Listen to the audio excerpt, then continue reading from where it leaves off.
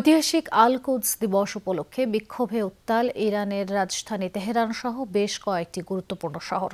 যে কোনো মুহূর্তে প্রাণ হারানোর ঝুঁকি মাথায় নিয়ে খামেনির ছবি হাতে সড়কে নামে লাখো মানুষ।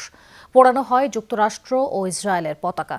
বিক্ষোভ মিছিলের মাঝেও বেশ কয়েকটি স্থানে হয় ব্যাপক বিস্ফোরণ। প্রাণ যায় একজনের। ফিলিস্তিন ও ইরানের প্রতি সংহতি জানাতে ইরাক, লেবানন, যুক্তরাষ্ট্র, মালয়েশিয়া সহ বেশ কয়েকটি দেশে আল কুদস দিবসের মিছিলে জড়ো হয় মানুষ। গ্লিটারের টুইন লেমন ও অ্যান্টিব্যাকটেরিয়াল ফর্মুলা বাসনকে চকচকে জীবাণুমুক্ত করে আমাদের দেয় গ্লিটার গ্যারান্টি। ক্ষোভের আগুনে জ্বলছে ইসরায়েল ও যুক্তরাষ্ট্রের পতাকা। তেহরানের ফেরদৌসি স্কয়ারে জমায়েত লাখো লাখো মানুষ। খামেনির ছবি বুকে জড়িয়ে চলছে প্রতিবাদ। তেল আবিব ওয়াশিংটন যৌথ আগ্রাসনে বিপর্যস্ত পরিস্থিতির মাঝেই ঐতিহাসিক আল কুদস দিবস উপলক্ষে বিক্ষোভ মিছিলে নেমেছে ইরানিরা। দ্বিতীয় সপ্তাহে গড়িয়েছে যুক্তরাষ্ট্র, ইসরায়েল ও ইরান যুদ্ধ উত্তেজনা। নিয়মিত বিরতিতে ইরানে হামলা অব্যাহত রেখেছে যৌথ বাহিনী। জীবনের ঝুঁকি নিয়ে রাজধানী তেহরান, মাশহাদ, ইস্পাহান সহ বেশ কিছু গুরুত্বপূর্ণ শহরে বিক্ষোভ মিছিলে নামে মানুষ। যুক্তরাষ্ট্র ও ইসরায়েলের বিরোধিতার পাশাপাশি ফিলিস্তিনের প্রতি সংহতি জানানো হয় জোরালো স্লোগানে।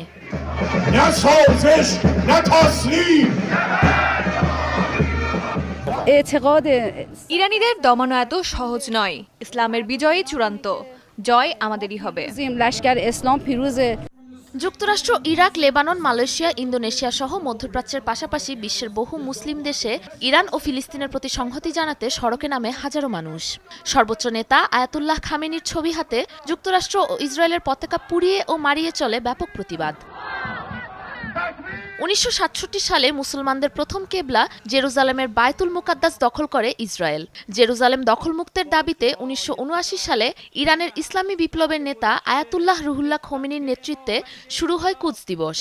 এরপর থেকে প্রতি রমজানের শেষ শুক্রবার বিশ্বব্যাপী কুদস দিবস পালন করে মুসলিমরা। সাবরিনা নুসরাত, যমুনা নিউজ।